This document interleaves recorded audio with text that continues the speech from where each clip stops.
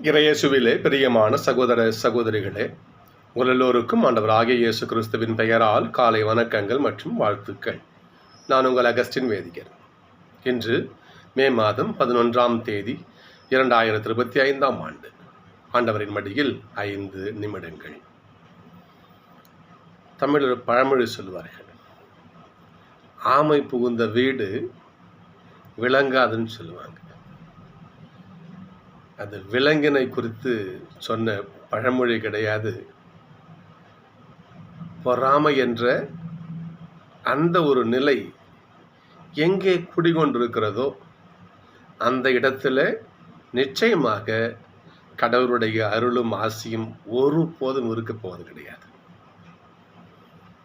Coin தன் சகோதரன் ஆபேலை முன்னிட்டு பொறாமை கொண்டான். கடவுள் நல்லவர்களை கரம் பிடித்து தூக்குறார். எங்கே நல்லது இருக்கிறதோ அங்கே ஆண்டவர் வாசம் செய்கிறார். ஆனால் அதை கண்டு பொறாமை கொள்கிறவர்களிடத்தில் இறை ஆசிர் துளி கூட இருக்க போவது கிடையாது. இதைத்தான் இன்றைய வாசகங்கள் நமக்கு சொல்லுகிறது. இன்றைய தியானமும் அதான். நமக்கு திருக்குறள் உண்டு.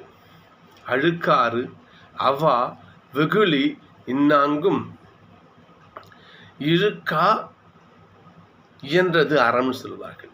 எங்கே இந்த அழுக்காருங்கிற பொறாமை எங்கே இல்லாமல் இருக்குதோ அதுதான் அறமான வாழ்க்கை, அதான் தர்மம், அதான் நியாயம்.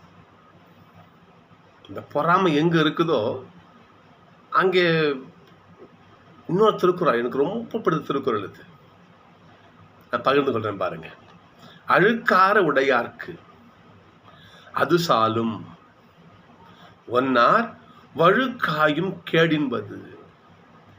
அதாவது அழுக்கார உடையாருக்கு அது சாலும் ஒன்னார் வழுக்காயும் கேடின்பது. என்ன பொருள் தெரியுங்களா? எவனுக்கு பொறாமை இருக்கிறதோ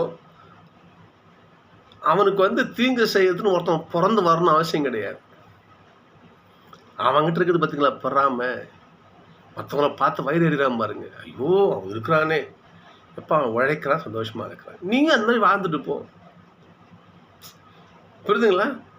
இப்படி பொறாமைப்பட்டு ஐயோ அவன் அப்படி இருக்கிறான், இப்படி இருக்கிறோம், ஐயோ அப்படின்று வயிறிருந்து வாழ்கின்ற வாழ்க்கை இருக்கிறது.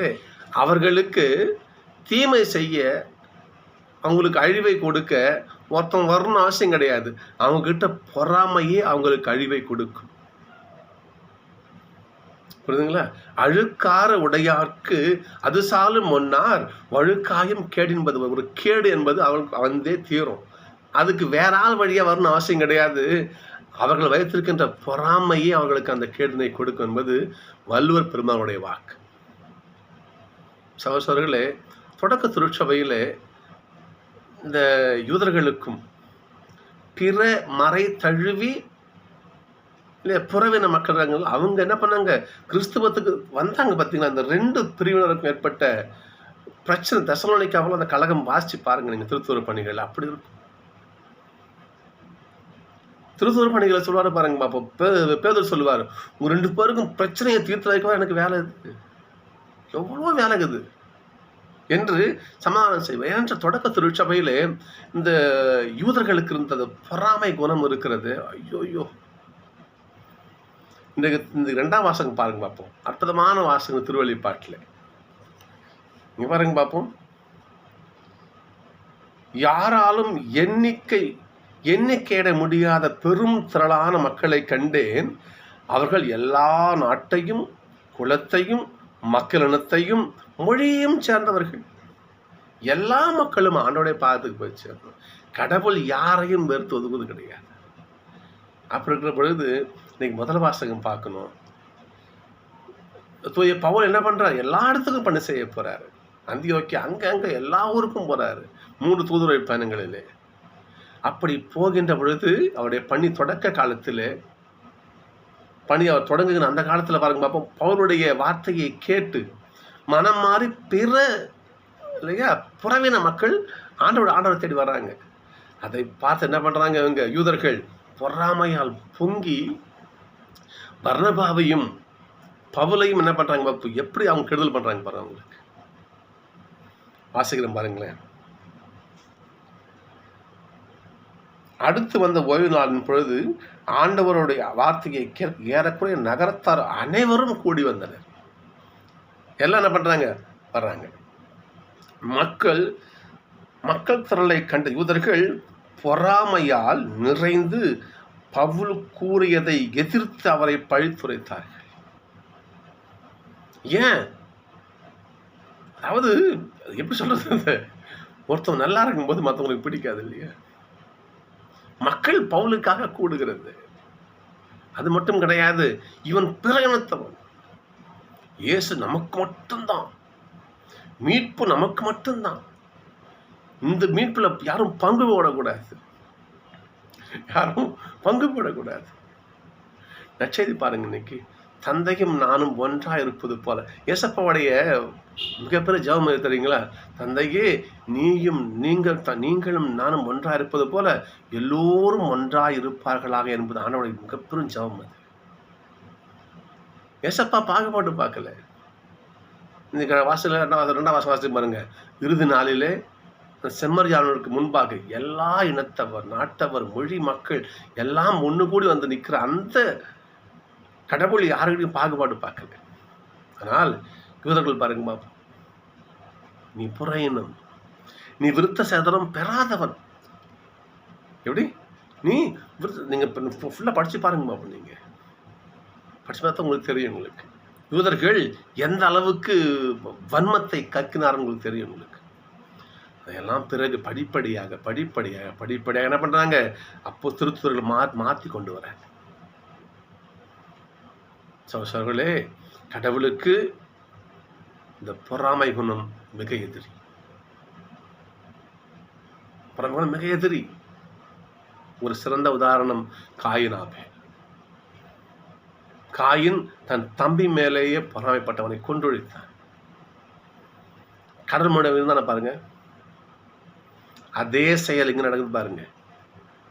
பவுல் சொல்றாரு, யூதர்களே, உங்களுக்காகத்தான் கடவுள் நல்ல செய்தியை கொண்டு வந்தாங்க, நீங்க அதை ஏத்துக்கல, அவரை கொண்டு குவிச்சிங்க. நீங்க அந்த அந்த மீட்பின் செய்தி கடவுளை பண்றாரு, பிறருக்கு பகிர்ந்து கொடுக்கிறார். அப்படிப்பட்ட அந்த பகிர்வு பணிக்காக எங்களை கடவுள் அழைத்துள்ளார். இனிமே நாங்கள் பண்ண போறோம், நாங்க உங்ககிட்ட இருக்க மாட்டோம், நாங்கள் புறவின மக்கள் ரட்சி அறிவிக்க போறோம். இனி எங்களுடைய ரட்சி அறிவிப்பு பண்ணி பிற இனத்தவருக்காக என்ன பண்றாங்க, காலக்கு தட்டி விட்டு போறாங்க. அங்க போங்க. எப்படி காயின் கடவுளுடைய இரக்கத்திலிருந்து விரட்டி அடித்தாரோ அதே போல எங்க பாருங்க, விலகி போறாங்க. அவனுடைய ஆசை இந்த பொறாமை கொண்ட ஒரு இடத்தில் இல்லாமல் விலகி சொல்கிறது. நாம் இந்த காலத்தில் யோசிச்சு பாருங்க, நிச்சயமாக நடக்கும் பாருங்க. நாம் எப்பொழுது இன்னொருத்தர் காழ்ப்புணர்ச்சியோடு இருக்கிறோமோ, பொறாமை கொண்டு நம்ம வயிறு எறிகிறோமோ, நிச்சயமாக இறை ஆசை நம்மை விட்டு விலகி போயிடுங்க. சத்தியம் இது. அனுபவிச்சு பாருங்க தெரியும். சகோதரர்களே, பொறாமை என்பது கடவுளுக்கு மிக எதிரி. சரிங்களா? திருமண குரலை சொல்றோம், திருமண திருக்குறள் சொல்றோம் பாருங்க பார்ப்போம். அழுக்கார உடையாருக்கு அது சாணும் ஒன்னார் வழுக்காயும் கேடின்பது. பொறாமை கொண்டிருக்கிறவர்களுக்கு தீமை செய்ய ஆளு வெளியேந்து வரணும் அவசியம் கிடையாது. அவனுடைய பொறாமையே அவனை அழித்து விடும். தீதும் நன்றும் பிறர் தர வாரான்னு சொல்லுவாங்க பார்ப்போம். உண்மைதான். அவனையே தான் அவனுக்கு அழிவை உண்டு பண்ணிக்கணும். அதில் இந்த பொறாமை குணம் கொண்டவர்கள் முதல் லிஸ்ட்ல நிற்பாங்க. சகோதரர்களே, இன்னைக்கு பாருங்க, திருப்பாடல் 100 பாருங்க. இன்னைக்கு கடவுள் மேய்க்கும் ஆடுகள் நாம், அவருடைய ஒரே மந்தையில் இருக்க பல்வேறுபட்ட ஆடுகள் நாம். கடவுள் நம்ம மத்தியில் எந்த பொறாமையும் படுவது கிடையாது. கடவுள் நம்ம பார்த்து நீ இந்த இது கடவுள் பிரிச்சு பார்க்க கிடையாது, ஆட கிடையாது. எல்லோரும் என்னிடத்துல வாருங்கள் தான் ஏசப்பா சொன்னார். உலகெங்கும் போங்க, படைப்புக்கெல்லாம் ஆணுடைய செய்தியை சொல்லுங்க, எல்லாமே திருமொழி கொடுக்கணும் சொன்னதை வழிய இவங்களுக்கு ஆண்டவர் பிரிச்சு பார்க்கலையே. நாம ஏன் பிரிச்சு பார்க்கணும்? நீ அவன் இந்த மொழி பேசுறவன், நீ இப்படி என்று நாம ஏன் பிரிச்சு பார்க்கணும்?